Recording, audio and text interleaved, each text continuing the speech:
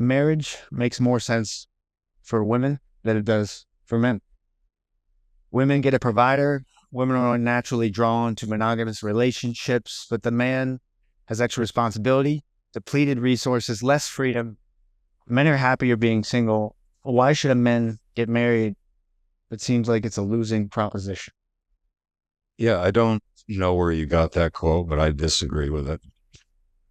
I don't think being married makes sense for women either from a naturalistic worldview, because whatever loser they get hooked up with is probably somebody better. Mhm. I mean, that's the law of the jungle, right? The strongest, the most attractive, whatever. I think women are incredibly self-sufficient and capable. So I think that's a lie that men have believed, that somehow marriage is better for women. It's not better for women. It's better for both of us. It's better for women in some of the ways that you referenced, but it's also better for us too, to have a grounding place, to have a place that is safe, to have a home, to have a place that we can return to, a castle, if we will. A village, a hut. Yeah, exactly. And there is safety in numbers. That's true in the natural world. It's also true, humanly speaking, too.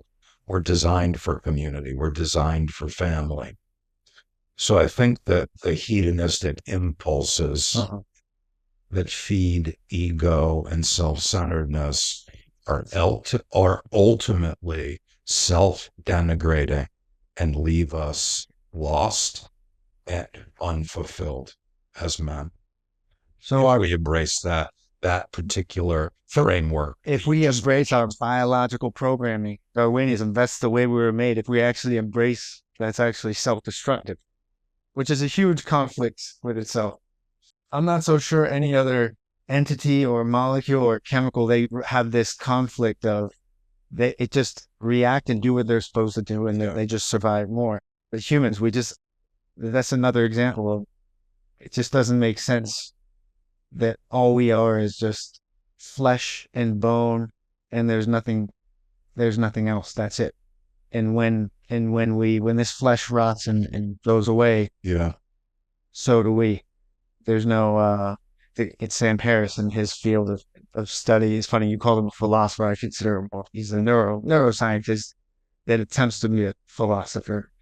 I think people who look at nature and try to draw parallels with the human experience have to destroy the differentiation of what it looks like to be human versus part of the rest of the created order.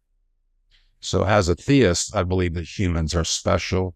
They're created in the image of God. They bear his image, Genesis says, however you want to understand that. And because all of us are created in the image of God and bear his imprint, all of us are worthy of honor and respect and care. That is very different than an animalistic, naturalistic, Darwinian perspective that shrinks that disavows it and says we're just another primate. Right. But even if you believe that human beings are just another primate, Yeah. there are plenty of examples in nature where animals are together for life.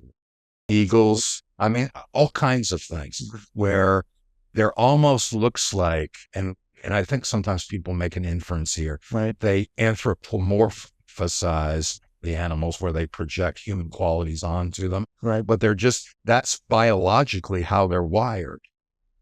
Others are not. They do what they're programmed to do. Okay.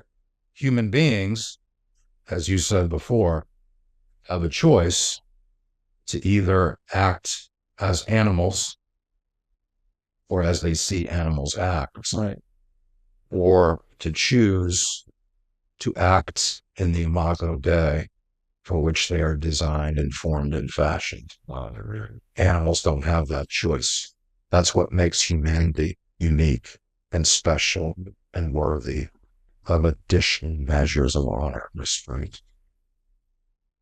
Thanks for watching. If you like this type of content, give it a thumbs up and let me know in the comment section below. If you want to support this channel, consider subscribing for more free content just like this.